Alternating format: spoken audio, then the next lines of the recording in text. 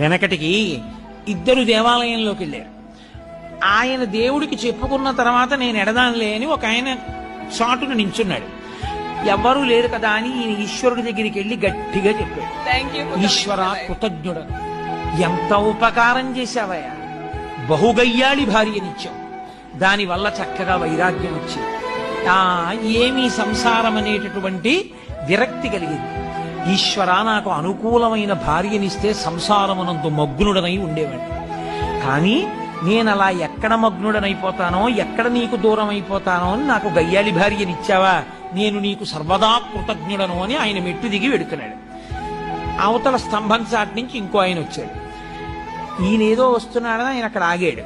ఆయన వచ్చి అన్నాడు, ఈశ్వర నేను నీకు సర్వదా కృతజ్ఞుడను, గొప్ప అనుకూలవతి అయిన భార్యనిచ్చావు, అంత మంచి భార్యనిచ్చావు కాబట్టి పెద్దలని సేవిస్తున్నాను,